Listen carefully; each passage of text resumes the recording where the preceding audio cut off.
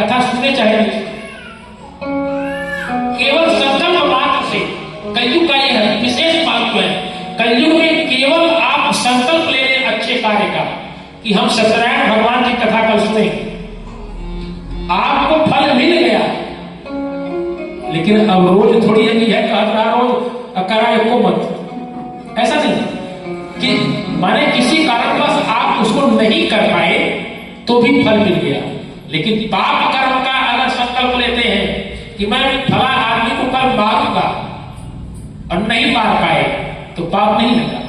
जब तक नहीं मारेंगे तो पाप नहीं लगेगा। माने पुण्य कार्य का संकल्प करने से फल मिल जाता है और पाप कर्म को जब तक न किया जाए तब तक पाप नहीं लगता है। कभी कह रहे एक पुनीत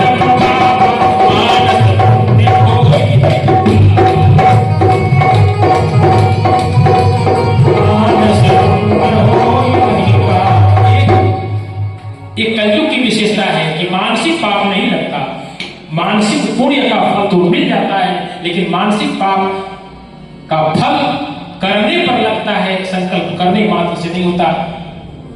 परीक्षित महाराज खुश हो गए, अरे तुम्हारा इतना बड़ा महत्व है कलयुग का, कहा प्रभु क्या समझ रहे हैं हमको, हम खराबा थोड़ी है, हमारे अंदर कुछ गुण भी है। कलयुग में केवल कोई तपस्या नहीं, कोई यज्ञ नहीं, कोई दान नहीं, कोई पूजा नहीं, कोई योग नहीं, केवल भगवान का नाम स्मरण करिए, भगवान के नाम का कीर्तन करिए, भगवान के नाम का चिंतन करिए। कलयुग का इतना बड़ा महत्व है।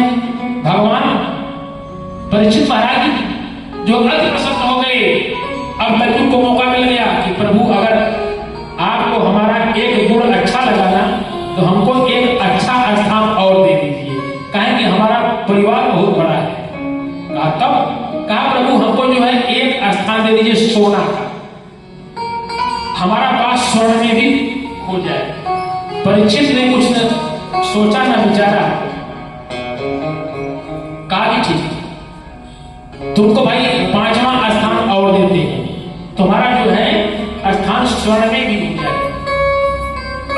परीक्षित जो ऐसा कह करके आगे बढ़ते हैं, प्यास से बिल्कुल संत्रस्त है, व्याकुल है। सभी ऋषि का आश्रम है और जाते हैं आश्रम के पास पानी के लिए, जो आवाज लगाते हैं और महात्मा समाधिस्थ है, समाधि में बैठे हुए। परीक्षित महाराज के ऊपर काल ने अपना प्रभाव दिखा दिया, कलयुग ने अपना प्रभाव दिखा दिया। परीक्षित महाराज ने सोचा कि ये ढोंगी महात्मा है, ये मेरी आवाज सुनने के बाद इनको लगा कि राजा आए हैं, उठ करके हमको जा करके इनका स्वागत करना पड़ेगा, इसलिए ढोंगी महाराज है। और वहीं बगल में एक सर्प जो मरा पड़ा हुआ था, समीप ऋषि के गले में वो मरा हुआ सर्प डाल करके परीक्षित महाराज वापस घर चले गए। कुछ बालक खेल रहे थे वहीं पर, उन बालकों ने जाकर के समीप ऋषि के पुत्र को बता दिया कि एक राजा जो है आपके पिता के गले में मरा हुआ सर्प डाल दिए। वो समीप ऋषि का पुत्र जल में जाकर के जल को हाथ में लेकर के श्राप देता है, ये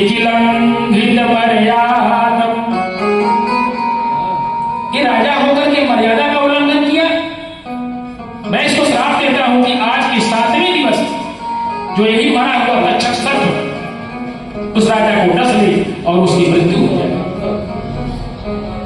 इसके बाद वह बालक जो है आता है आश्रम पर, तो आश्रम पर आकर के जोर जोर से रोता है और जब रोने की आवाज सुने सभी ऋषि तो उनकी जो समाधि भंग हो गई, उठे, बच्चों को उठा लिया गोदी में। बच्चा रो रहा है, खूब जोर जोर से रो रहा है, चुप करा रहे हैं, बेटा काहे रो रहे हैं? कहा बेटा, कहा कि पिताजी आपके गले में जो मरा हुआ सर्प किसी ने डाल दिया और मैंने तो उसको श्राप दे दिया। राजा ने कहा बेटा ने, महात्मा ने कहा बेटा तुमने तो बड़ा अनर्थ कर दिया। परीक्षित जैसा राजा न भूतो न भविष्य, अब न है और न आगे रहेगा। तुमने तो बड़ा ही अनर्थ कर दिया। जिस राजा को बचाने के लिए भगवान जो गर्भ में प्रवेश कर गए, तुम उस राजा को बाद तुमने तो बड़ा ही अनर्थ कर दिया। अपने शिष्यों को बुलाया और जाकर के कहा, जाकर के राजा से कह दो कि हमारे पुत्र के द्वारा राजा को श्राप दे दिया गया है और वह अपने बचने का कोई प्रयत्न कर ले। आकर के जो शिष्य परीक्षित महाराज से कहते हैं और परीक्षित महाराज उसमें मुकुट उतार करके पश्चाताप करने लगे कि अरे कि मेरे द्वारा इतना बड़ा अपराध हो गया। जो अपराध भगत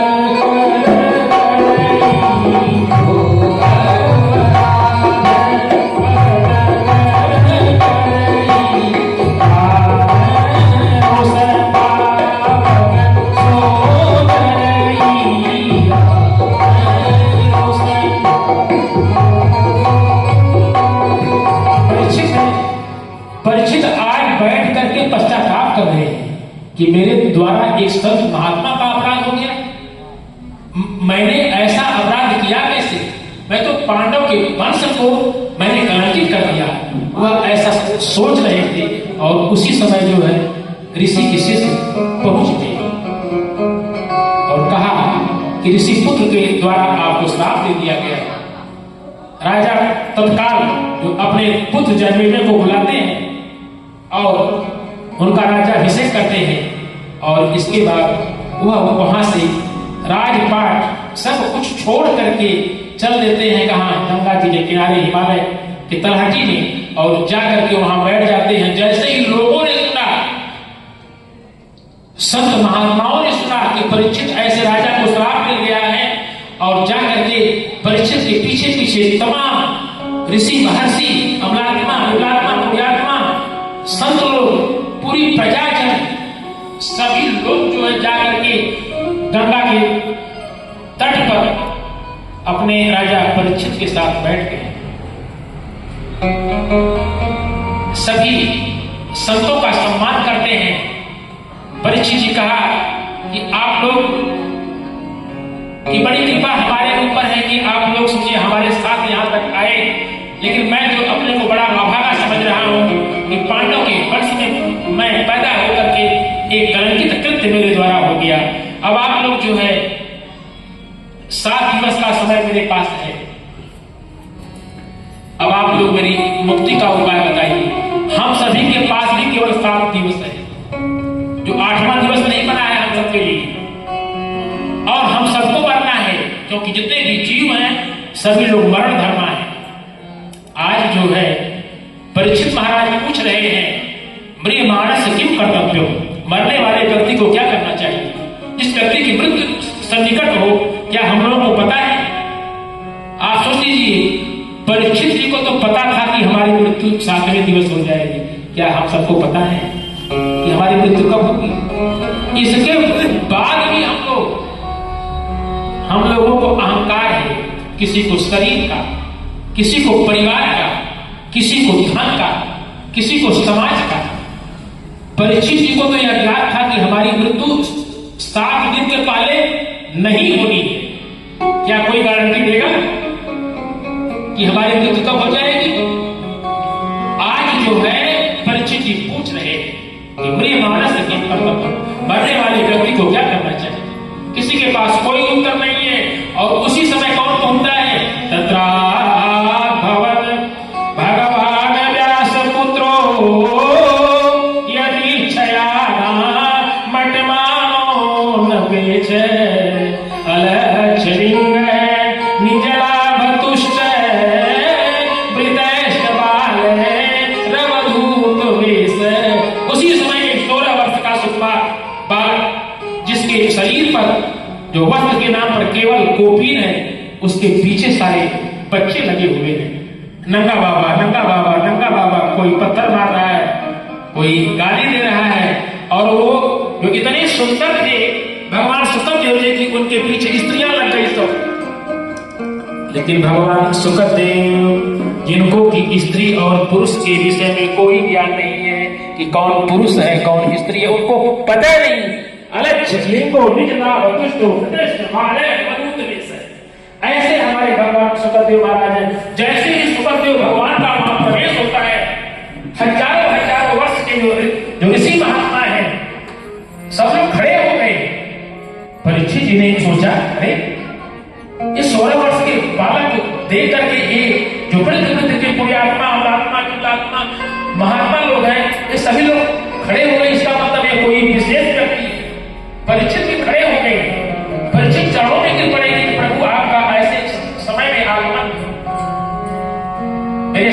एक जो यक्ष प्रश्न खड़ा हुआ है। और जैसे ही सुखदेव भगवान पहुंचते हैं, परीक्षित जी फिर वही प्रश्न करते हैं जो मेरे मानस जीव कर्तव्य, मरने वाले व्यक्ति को क्या करना चाहिए। सुखदेव जी ने कहा कि परीक्षित, मैं अभी अभी आया और तुमने मुझको बैठने के लिए भी नहीं कहा और आते ही तुमने प्रश्न कर दिया, बैठने के लिए नहीं कहोगे। परीक्षित ने कहा कि महाराज, मैं जानता हूं सुखदेव भगवान एक स्थान पर उतने समय तक नहीं रुकते हैं जितने समय तक गैया दुही जाती है, गोदोहन के समय तक, उसके बाद वो किसी स्थान पर रुकते ही नहीं। परीक्षित ने कहा महाराज, मैं जानता हूं आपको कि आप रुकने वाले नहीं हैं, इसीलिए मैंने प्रश्न कर दिया कि आप कम से कम हमारे जो प्रश्न है हमारा उसका आप समाधान करेंगे, क्योंकि गोदोहन काल से अधिक समय तक आप किसी स्थान पर रुकते नहीं। सुखदेव जी ने कहा, राजन, मैं तुम पर अति प्रसन्न हूं, क्योंकि तुमने जो प्रश्न किया है वो प्रश्न कैसा है जिसमें समाज का कल्याण हो, जिसमें राष्ट्र का कल्याण हो, जन समुदाय का कल्याण हो, विश्व का कल्याण हो। ऐसे जो प्रश्नों के द्वारा तुमने जो मेरा स्वागत किया है, मैं तुमसे अत्यंत प्रसन्न हूं। परियाने ते प्रश्न है कृतो लोकहितो निपो। राजा, जो प्रश्न तुम्हारे द्वारा हुआ है ना, उसमें संसार का कल्याण निहित है, लेकिन पहले तुम बैठो।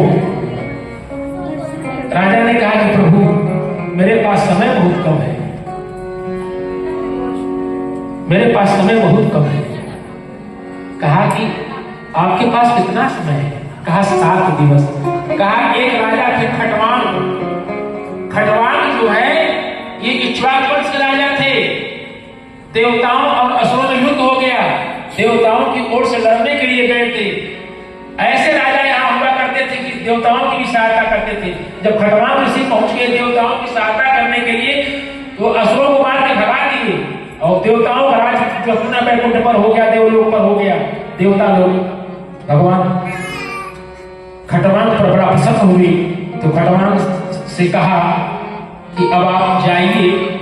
तो खटवांग ने कहा कि प्रभु जी, जो ये बताइए कि हमारे पास जो मृत्यु में कितना समय बचा हुआ है।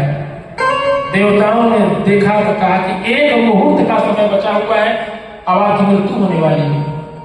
खटवांग ने तुरंत जो उसी स्थान पर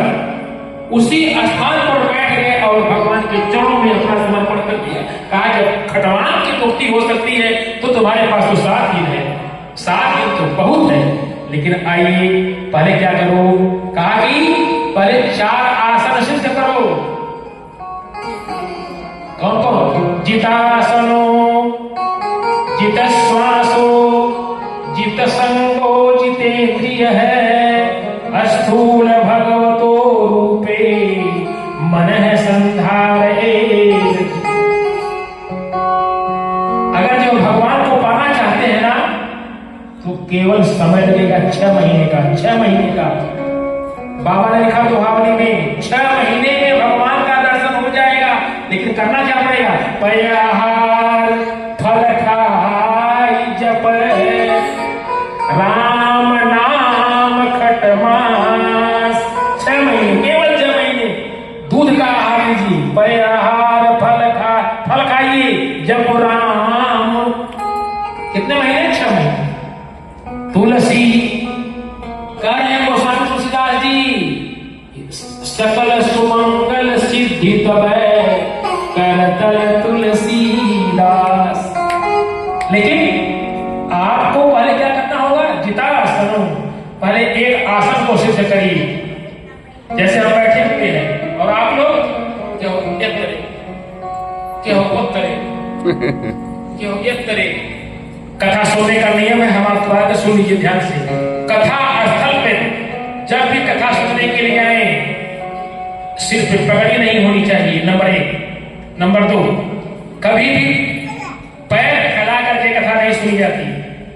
अगर आप स्वस्थ हैं, अस्वस्थ नहीं हैं, स्वस्थ बालक और वृद्ध को छोड़ करके जो लोग पांव फैला करके या लेट के कथा सुनते हैं मरने के बाद, वो अजगर बनते हैं। बैठ रहे सी अजगर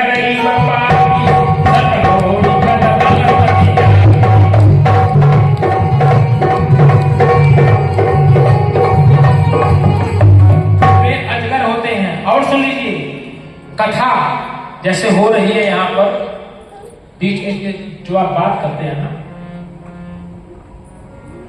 बात नहीं करनी चाहिए।